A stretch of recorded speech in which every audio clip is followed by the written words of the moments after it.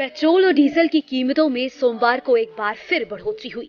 राष्ट्रीय राजधानी में पेट्रोल की कीमत 30 पैसे प्रति लीटर और डीजल में 35 पैसे प्रति लीटर की बढ़ोतरी हुई है। कई राज्यों में पेट्रोल डीजल के दाम 100 रुपए प्रति लीटर के पार पहुंच गए हैं। दिल्ली में पेट्रोल अब 104 रुपए 44 पैसे प्रति लीटर और डीजल 93 रुपए 17 पैसे प्रति लीटर पर बिक रहा है। दूसरी ओर भारत की आर्थिक राजधानी मुंबई में पेट्रोल 29 पैसे प्रति लीटर महंगा हो गया और इसकी दर सभी 4 मेट्रो शहरों में सबसे अधिक 110 रुपए 41 पैसे है। मुंबई में डीजल की कीमत 101 रुपए 3 पैसे प्रति लीटर हो गई है। पिछले 6 दिनों से पेट्रोल और डीजल की कीमतों में लगातार वृद्धि हो रही है और कीमतें अब तक के उच्चतम स्तर पर पहुंच गई हैं। 4 अक्टूबर 2021 तक पिछली बढ़ोतरी के बाद पेट्रोल और डीजल की कीमतें स्थिर रहीं, लेकिन उसके बाद इसमें बढ़ोतरी देखी गई। डीजल की कीमतें अब पिछले 18 दिनों में से 15 बार बढ़ी हैं, जिससे दिल्ली में इसकी खुदरा कीमत 4 रुपए 55 पैसे प्रति लीटर बढ़ गई है। डीजल के दाम अब तक 20 से 30 पैसे प्रति लीटर के बीच बढ़े थे, लेकिन बुधवार से इसमें 35 पैसे प्रति लीटर की बढ़ोतरी हुई है। डीजल की कीमत तेजी से बढ़ने के साथ देश के कई हिस्सों में ईंधन अब 100 रुपए प्रति लीटर से ज्यादा पर मिल रहा है।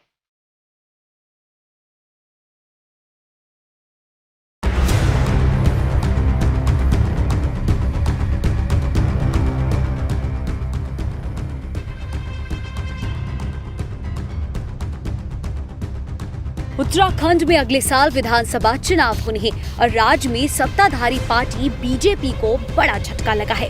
उत्तराखंड सरकार के कैबिनेट मंत्री यशपाल आर्य और उनके बेटी संजीव आर्य ने भारतीय जनता पार्टी का दामन छोड़कर कांग्रेस का हाथ थाम लिया है। दोनों नेताओं ने पूर्व सीएम हरीश रावत, प्रदेश प्रभारी देवेंद्र यादव, कांग्रेस प्रदेश कमेटी के प्रदेश अध्यक्ष गणेश गोडियाल सहित राष्ट्रीय महामंत्री संगठन केसी वेणुगोपाल, राष्ट्रीय प्रवक्ता रणदीप सुरजेवाला की मौजूदगी में कांग्रेस का दामन थाम लिया। बता दें, दोनों ने 2017 में कांग्रेस छोड़ भाजपा का दामन थामा था और अब इन्होंने घर वापसी की है। इस मौके पर रणदीप सुरजेवाला ने जानकारी दी कि यशपाल आर्य ने इस्तीफा दे दिया है और वो किसी परिचय के मोहताज नहीं है। उत्तराखंड में जो कुछ क्षणों पहले तक सरकार में सबसे महत्वपूर्ण मंत्री थे, मैं थे कहूंगा क्योंकि उन्होंने अभी अभी इस्तीफा दिया है, आदरणीय यशपाल आर्य जी, और एक ऐसे नौजवान जिन्होंने अपने राजनीतिक जीवन का सफर आज श्री राहुल गांधी जी से जुड़कर उनके साथ कंधे से कंधा, हाथ से हाथ मिलाकर आगे बढ़कर चलने का निर्णय लिया है। श्री संजीव आर्य जी जो एमएलए भी हैं। यशपाल आर्य जी किसी परिचय के मोहताज नहीं, प्रदेश कांग्रेस कमेटी के लंबे अरसे तक वो अध्यक्ष रहे, 6 बार से विधायक हैं, 2 बार उत्तर प्रदेश, 4 बार उत्तराखंड, वरिष्ठ मंत्री 1 से अधिक बार रहे।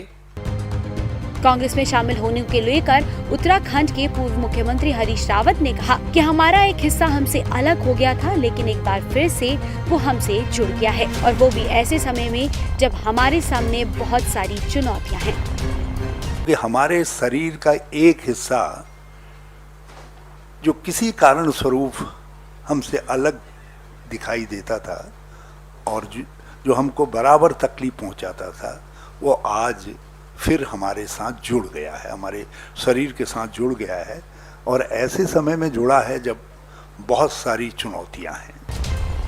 कांग्रेस में शामिल होने के बाद यशपाल आर्य ने कहा कि मेरे राजनीतिक जीवन की शुरुआत कांग्रेस से हुई थी और एक बार फिर से मैं घर वापस आ गया हूं और मुझे बहुत खुशी हो रही है। मैं पूरे मन से कांग्रेस के लिए काम करूंगा।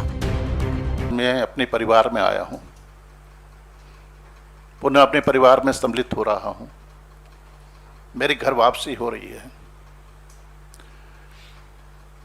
और इससे सुखद दिन कोई हो ही नहीं सकता। सुखद अनुभूति, सुखद एहसास, और मैं बहुत सुकून महसूस कर रहा हूं और निश्चित रूप से मेरा धर्म होगा, धर्म और कर्म मनसा वाचा कर्मणा से कह रहा हूं कि कांग्रेस को स्थापित करने में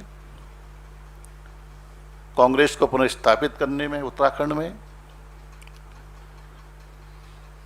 पूरे मन से काम करूंगा। आपको बता दें कि पुष्कर सिंह धामी सरकार में यशपाल आर्या मंत्री थे और उनके पास कई विभाग थे, जिसमें परिवहन, समाज कल्याण, अल्पसंख्यक कल्याण, छात्र कल्याण, निर्वाचन और आबकारी विभाग शामिल थे। इस बदलाव के बाद सवाल ये खड़ा होता है कि क्या उत्तराखंड में सियासी हवा बदल रही है और ये बीजेपी के लिए कितना बड़ा झटका होगा, ये आने वाला वक्त बताएगा।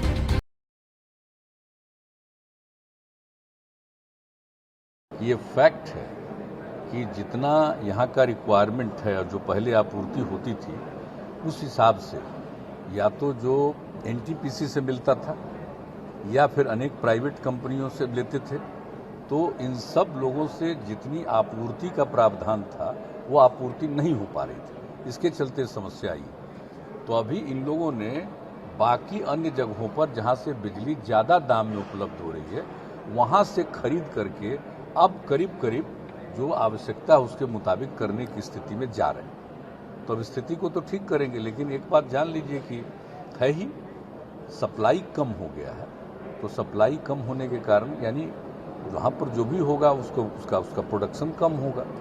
सप्लाई कम होने का मतलब है कि जितना वहाँ होता है उसमें कमी आई है, तो उसके चलते ये हुआ है। लेकिन हमारे ये विभाग जो है पूरे तौर पर लगा हुआ है और उसमें ऐसी उम्मीद है कि अब करीब करीब वो नॉर्मल स्थिति में पहुंच जाएंगे। उन्होंने पूरा डिटेल दिया है, पूरा डिटेल जानकारी दी कि कितना कमी थी। अब इसके बाद और जो अन्य जगहों से लिया है ज़्यादा दाम से खरीद रहे हैं, अब कितना करीब करीब 90 करोड़ का अब दिया है। देखें अभी जितना ले रहे हैं, हाँ अब 5 दिनों में विद्युत एक्सचेंज से लगभग 570 लाख यूनिट बिजली की खरीद की गई है, जिसकी कुल लागत लगभग 90 करोड़ रुपया। अब उसके चलते जो खरीद के पश्चात पीक आवर में लगभग 5500 से 5600 मेगावाट बिजली उपलब्ध होगी। मतलब पैसा ज़्यादा लग रहा है। जो हम लोगों का जिससे तय था या तो एनटीपीसी का या प्राइवेट जो जितने हैं इसमें उनके साथ जो तय हुआ था, तो जो कम मिलने लगा तो फिर दूसरी जगह से इन लोगों ने जो खरीद शुरू किया है इसके लिए अपने लोगों के लिए, उसमें पैसा ज़्यादा लग रहा है, लेकिन किया जा रहा है। ये तो हमेशा कहा ही जाता है कि देखभाल करनी है और लोगों की ज़रूरत को पूरा करने का प्रयास करना चाहिए, तो कर रहे हैं। समस्या तो है, ये बात तो बिल्कुल सही है कि जहाँ से आपूर्ति होती थी वहाँ उनका उतना उत्पादन नहीं है। कोई कारण है जिसके चलते ये स्थिति है। तो कोई और ऐसी बात नहीं है कि कोई बिहार की स्थिति, ये सब जगह की स्थिति।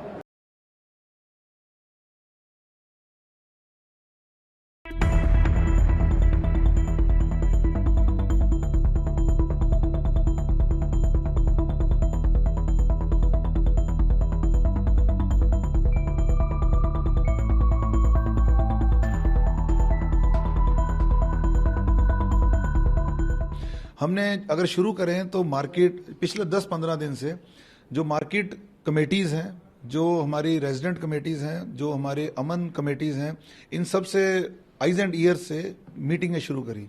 इन सबको ब्रीफ किया, इनको बताया कि आप सर्वेंट टेनेंट वेरिफिकेशन और ज़्यादा से ज़्यादा कराएं। हमारे यहाँ सिनेमाघर हैं, हमारे यहाँ जो बैंक्स हैं, उन सब का ऑडिट किया, उन सब पे सिक्योरिटी हमने और बढ़ाई है। गवर्नमेंट व्हीकल्स हैं जिनकी गाड़ियों की चोरी हो रखी है, प्राइवेट सिक्योरिटी गार्ड्स, चौकीदार्स, व्हीकल जो मिसिंग हैं, जो हमारे सिम कार्ड डीलर हैं, केमिकल शॉप्स हैं, कंस्ट्रक्शन साइट्स पे वर्कर काम करते हैं, प्रॉपर्टी डीलर हैं, इन सब की हम वेरिफिकेशन, इन सब को हम वहाँ पर चौकसी बढ़ा रहे हैं। देखिए मैं अगर टेररिज्म के हिसाब से बोलूँ तो हमने इवन मॉक ड्रिल भी करवाई है और जो हमारे इनपुट्स आते हैं उन सब पे बड़ी जो हमारे फिजिकल जो ह्यूमन इंट बोलते हैं और जो टेक्निकल सर्वेलेंस है वो हमारी जारी है। हमारे इलाके के क्रिमिनल, हमारे दिल्ली के जो गैंग्स वगैरह हैं, उन सब की भी हमने उन पे एक सर्वेलेंस कर रहे हैं। जहां प्रिवेंटिव एक्शन लेना है आगे से बहुत बढ़ गया है।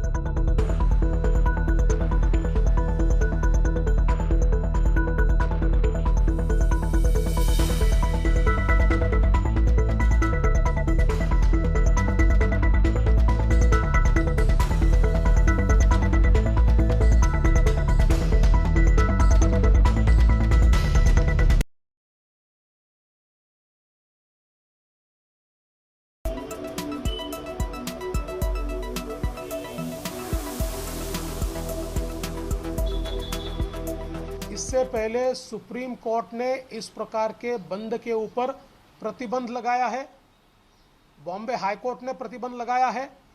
हाई कोर्ट ने इससे पहले एक बंद के मामले में अवमानना याचिका अपने आप सुमोटो दायर करके शिवसेना को फाइन भी किया हुआ है।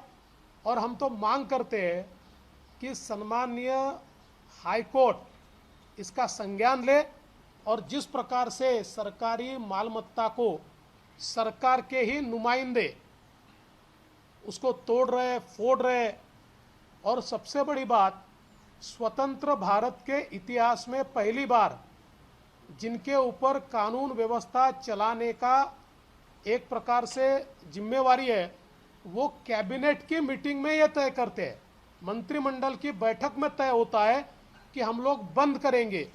ये इससे पहले कभी नहीं हुआ। और विशेष रूप से प्रशासन के भरोसे जिस प्रकार का यह बंद थोपा जा रहा है, हम उसकी निंदा करते हैं।